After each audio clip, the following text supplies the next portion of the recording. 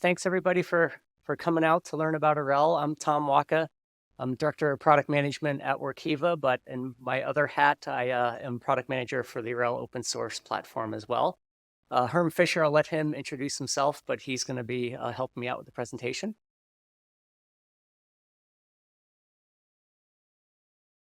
All right, so a few things we're going to cover today. I'll go over an overview of Arelle for those of you who aren't too familiar with it. And then we'll talk about the strategy of Arelle, why we're doing what we're doing, what we hope to accomplish. And then I want to talk about the Arelle community. It's something we're really focused on as a team to grow that community. We hope you all will be a part of it. And then I'll turn it over to Herm, and he'll talk about the improvements that we've made recently to Arelle, and then also our roadmap and future improvements.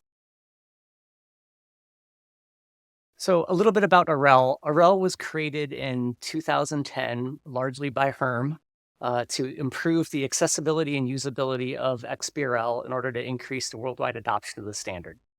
Today, the Arelle project is used by a global community of over 50 banks, technology companies, and regulators that depend on it for data quality and comparison, among other things. And we're quite proud of the fact that Arelle is the only open source XBRL platform out there. So essentially, Arelle is a key component of the larger XBRL ecosystem. So let's talk about that next. So as we think about the ecosystem, if you will, of XBRL, it all starts with XBRL International, all of us here, creating standards to improve the accountability and the transparency of business reporting. But the problem is that standards are just a framework. So if you don't have regulations that are built upon those standards, and let's be honest, nobody's going to use the standards, right? That's where Arelle comes in. So the next layer, if you will, is Arelle, providing a free and open source development platform that supports those early standards. Essentially, Arelle is turning the standards into working software, which helps drive that regulatory adoption. On top of that, the regulators and the governments then can use those XBRL standards, thanks to Arelle being free and open source, to create the regulations and pass the laws that standardize business reporting. This is going to result in an easy way for those regulators to test out XBRL and see if it's right for them. You know, we get a lot of information and requests from different regulators who don't really know what XBRL is. They don't know if they should use that or if you should use XML or something else. But with that Arelle, it's a source. It's a tool that we can use to say, hey, try this out here. We can put this together for you to see what XBRL would be like for your pending regulation. Next, the software providers create software to support those new regulations. Many of us in the room here are well aware of that. This is resulting in new business opportunities and the ability to build software from a base instead of starting from scratch. And that's going to lower costs and increase quality for all the software providers out there. So sometimes this may be a little counterintuitive, but I talk to a lot of my colleagues in different software companies that are working with XBRL, and I really truly believe that Arelle fosters competition in our industry. Arelle is not about replacing paid software. It's all about lowering the cost of entry so that we can elevate paid solutions and innovate more. So once the software providers create that software to tag XBRL, then the filers, of course, come in and they purchase that software. They create structured data as part of their business reports. And this is resulting in more software choices, which, of course, is always a good thing, right? It results in lower costs and effort and a better experience for the filer. And that's going to increase the likelihood that XBRL is adopted, right? So it's a win-win. That's the goal. Finally, the last layer, if you will, is those consumers that are digesting that XBRL data from the reports and the filings to accurately compare and analyze the data. And that's resulting in accountability and transparency in business reporting, which if you go to the XBRL International website and you look up their mission, that's pretty much it. So Arelle is proud to be a part of that and to further that goal of XBRL International. So let's talk about the strategy. The mission of Arelle, the team got together and collaborated on this earlier this year, is to standardize business reporting by facilitating the global adoption of XBRL. Pretty straightforward, but it's something we really believe in. So Then build upon that mission, the vision where we would love to see Arelle go in the future is to one day be the free open source platform that's preferred by regulators, auditors, and filers to build, validate, and process structured data worldwide. So how we intend to achieve that vision is our Arelle strategy. And if we dig into that a little bit more, you'll notice the colored text there in the vision relate to our 4 strategic themes. So starting out with the strategic theme of performance relates to the platform aspect. We want to improve the speed of Arelle, the speed that it loads, the speed that it validates, and the speed that it executes structured data regulations. Those of you who have used Arelle know that it's not the fastest, right? That's an area we can improve in, and the team's working hard on that. More to come. Herm will talk about that. Also, we have a strategic theme of spec support. We want to support all XBRL international specifications and structured data regulations for business reporting. Now, we're not there yet. We won't get there tomorrow, but hopefully with your help, if you have some validations that you've already built and you want to contribute those in, we would love to have them. Usability and functionality, pretty straightforward. We want all of the users and consumers to have an easy way to implement Arelle and to make it easy to use due to the modern GUI and ease of integration via API. And then finally, the global community is another theme. We want to accelerate the adoption of XBRL globally via our active community of contributors, and much more to come on that in a moment. I'll touch on this just really briefly. These are our product principles. Again, we got some of the team members, Austin and Herm here in the front. We really worked on these and put a lot of effort into these as a team. They're things that we talk about internally as we're making decisions and building out components of Arelle. And they're just all things that we really believe in strongly, and they help foster our discussions as we talk within the team and as a community. Speaking of community, so the Arelle community is really essential. It's key to what Arelle is. And without that, we wouldn't be successful. So it's an area that we're really focused on, as I mentioned before, in our strategic themes. And we're growing that community by investing in 4 key areas. The first is our public roadmap, which Herm is going to show in just a bit. That's providing transparency to our plans through GitHub issues, milestones, and projects.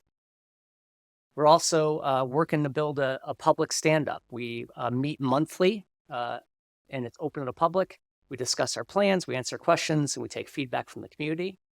That continues to grow. We've also worked hard on test coverage. We've got automated testing that is giving contributors confidence that they haven't broken core functionality. We've got checks in place, thanks to work Austin and the team are doing. And then finally, timely reviews. This is another area that the team's really made a lot of efforts into, that prompt feedback. So if you are approved as a contributor and then you put in a pull request, we're going to get back to you very quickly. We're going to help mentor you if you have questions. We want you to contribute. So have these efforts paid off? Glad you asked. I've got some data. Let's take a look. So 3 charts here. On the left is the 2021 calendar year GitHub commits for Arelle, and Herm is the maroon there. So I think I didn't put the numbers on here, but it's something like 97% of the commits in 2021, which really was part of the reason, Workiva decided to invest time and engineers, because we knew we wanted to continue to grow Arelle, and one person, even Herm, couldn't do it, right? So we wanted to kind of flip that, so to speak. And then the middle one, you see commits for calendar year 2022. We really made great strides there. So Herm was down to about 18% or so. And then you see everybody else. And then, of course, so far this year in 23 on the right, Herm's increased a little bit, but we're still not overtaxing him any more than we need to be. So, and Herm will tell you this is the most excited slide that I'll show you. So he's very excited about it. But I know what you're thinking. So it's probably all Workiva, right? Well, it's partially, but it's not all. So again, same color theme here. The maroon is Herm, and these are, again, code commits by quarter since the beginning of 21. And you can see there that that green line is Workiva, so that starts jumping up there in early 22. But then the other contributors also is really passing Herm's commits in most quarters as well. So the black line too is something that I want to point out. These are the total number of people committing code. So we're hovering right about between 8 and 10 active different people contributing code, up from 1 or 2 previously. So that's something we're proud of. Lastly, as far as the community goes, we are getting contributions from over 20 contributors in total from 9 different countries. You can see there, of course, we've got good representation in Europe. We've also got representation in Africa, in Asia, and North America. So we're hoping to grow that as well. So this is where I'll give my plug for the community. So we want to continue to grow Arelle. It's a resource for all of us, and we welcome individual contributors. And our monthly stand-ups are at 1600 Central European Time on the 4th Tuesday of the month, or I can just send you a Google Calendar invite, whichever is easiest. So feel free to reach out if you're wanting to attend the stand-up. That's it for me. I'm going to turn it over to Herm, and he'll go through the improvements and roadmap.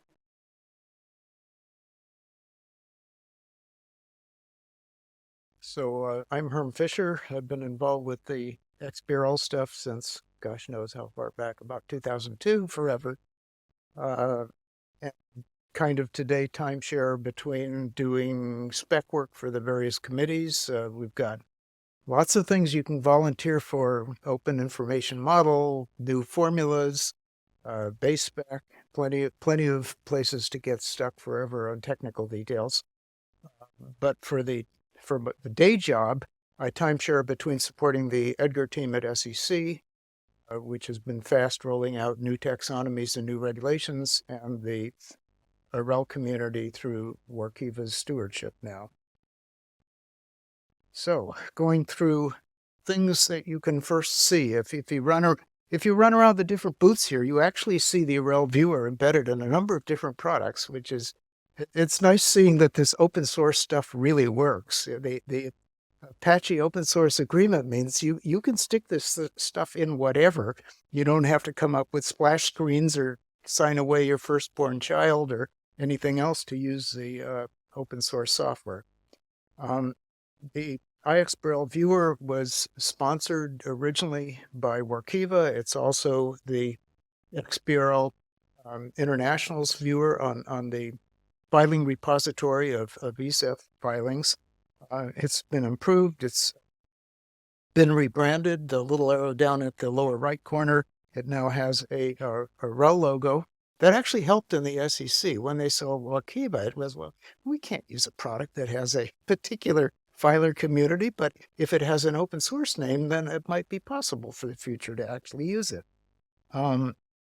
They've recently added a feature. If you look across the pointer here, I guess I can use, yeah, I can do it like this, right? If you look across the top, you can highlight facts and stuff, but you can now also look at untagged things like numbers that maybe could have been tagged. Continual set of new features. A feature that's coming up next, with my Edgar hat on, we've just started accepting multi-instance filings. So if you have a report that's like a 10K, there can be a EX26 as buyback. There'll be a fee exhibit that's a separate instance document. We're starting this collection of multiple separate instances. Of course, here we've talking a lot about ESG. If you've got ESG, if you've got a Denmark filing, then the DK gap is separate from the IFRS filing. That's 2 instances in the same collection of incoming documents. And the Arelle viewer and the SEC viewer are both being in the test phase for rolling that kind of feature out. Plugins are an early contributor addition to Arelle. I didn't invent it. A French guy did. They give us the ability to let other people take functionality and add it to the core. And at the very beginning, it was used to split out the part that SEC had that they owned and wrote the code for and paid for, the Edgar validation and the Edgar renderer, from the stuff that the open source community had. It is contributed back to the open source community. And then we wrote more validations. There's ESEF validation, South Africa, I can't remember, I think Ireland. There were a bunch of them that were done by the Arelle community project. But then that brighter, there's two colors of purple there, or is it violet, whatever. The inner circle were plugins that were part of the core part. Now, lots of people, because it's plugins, can write their extra secret sauce special thing that distinguishes their product from the other product. And Workiva, before the Arelle became stewardship under Workiva, Workiva had their own plugins. That was, this was their special sauce for their extra features of Wdesk, and other people had their own. Those are migrating. Some of the Workiva previously private ones will become part of the public plugins. More being contributed will become, but always the ability to have the distinguishing feature of a product that embeds Arelle be the lighter colored private plugins that go with a particular vendor product. So as you go around seeing people using Arelle, they've all done something to make it a special product for their feature, and that's a core feature of this approach. Documentation got kind of stale. It used to be all on WordPress, which is no longer a popular thing. They now have I think I can Alt-Tab to it. Yeah, they now have a separate website with updated documentation with a modern look and feel. The wrong one? So this is not, this is seriously upgraded from what we had before. Function down arrow. Yeah, I can scroll through it. Lots of topics, but what really fell behind from the very beginning days, we tried to do an API reference. It quickly fell behind, but now there are a full set of module documentation that really helps those people who want to write their own plugins and redo them, or I'm looking at somebody who's recoding them in another language. That's the whole purpose of this thing. Keep the evolution going. Now let's try to go back to PowerPoint. It will probably resync. Performance. Being all in Python and being maintained for many years by somebody time sharing with other day jobs meant that performance fell quite far behind. The team, especially Austin, has worked a lot on formula performance to bring it up from, in some cases, 30 to 90% performance. I'm still waiting for qubit processors so we can go faster than the speed of light. We're looking at other technologies too. Like there's technologies for getting code out of Python into precompiled ones, and some of those features let you use other languages. Like you could both in Python and Java or TypeScript or JavaScript or other things. That you'll see that in a minute. We have Calc 1.1 support. That's had a rough start because the Calc 1.1 spec got to wreck with a description. If you have a calc consistency, well, that's a certain kind of error. But people aren't used to the calc consistencies, meaning you have an error, you're bad. It's kind of like a warning, or maybe in between a warning and an error. But it turned out there were some weasel words in a different part of the spec that says, well, it's still kind of less than an error, kind of more than a warning. So Calc 1.1, I think it may start a little slower, but the support is all there. Table link base we've supported since the early 2010, I hate to say, Bank of Spain table link base, but it's fallen behind the certified 2014, 2015 table link base. We've just brought that up to the conformance level. That will be updated in the upcoming months. So here is a roadmap. As Maria said, there's a lot on this screen. It's hard to read. There's a Netherlands XBRL plugin being developed. After that's out, there are other places like Denmark, CSRD, Belgium, but they're not outlined. So the ones that are outlined are the currently actually more specifically planned. Was that the right word? This is stuff where you, the community, can influence things. What's needed? Where are the integration points that are really time sensitive? That's what being part of an open community means. Being able to get on that fourth Thursday of every month. It's not the last Thursday. Some months have 5 Thursdays, and I goofed and bun on the wrong one. Italy, I see SEC is doing ESG, but they haven't told us how or what yet. Okay. Thanks. I'm on the Edgar team. They haven't told us that we're even doing it on the Edgar team, but you could read that on the public website. Table link-based support, all this core performance stuff.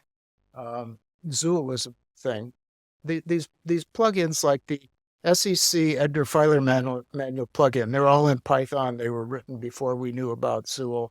Zool was developed in part. There's a plugin for Arelle, and there's also an there's, I think, 3 implementations now by 2 other vendors. Zool gives us the ability, unlike Formula, to only work on facts. Zool's ability is to work on taxonomies. So typical validations that we bring in from Zool, you've got, I call him Campbell's because he's the main author. Campbell's got this ability to look through the filer's extension taxonomy, which crafts things one way, compare it to the FASB taxonomy, I'm looking at FASB, which does it another way, compare those 2 trees against the facts, which may imply something the third way, and determine something about, well, you flip these things backwards from the way they were supposed to do and come up with all kinds of warnings. There's a lot of really powerful stuff that's in Zool that is not fact related, but taxonomy related. That means we can start taking some of the stuff that's in Python code and make it something far more compact and easier to maintain later and easier to onboard lots of other validations. So that's something we're looking forward to. The new idea of plugins is to start them by starting in a rule language rather than starting in Python and get up from the level of rule language. The website's been updated, the documentation I talked about.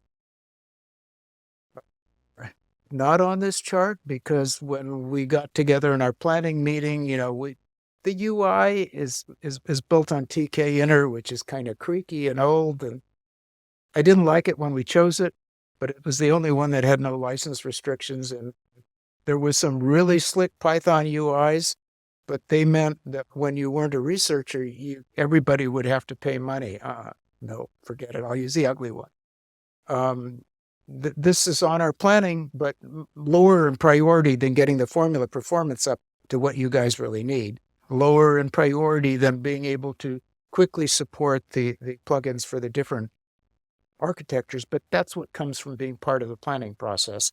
We can figure out what's important and where to organize things. So, thoughts and questions? Join our calls. Become part of the community. If you're a fearless hacker, please contribute code. We love it. That's what makes these things work.